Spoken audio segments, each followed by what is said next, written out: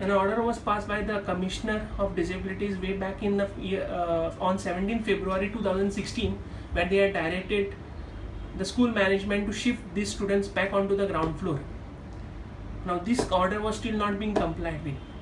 In meantime, the state government also directed the school management to shift the students back onto the ground floor. In spite of so many orders, the school management has been acting very defiant and not been shifting onto the ground floor.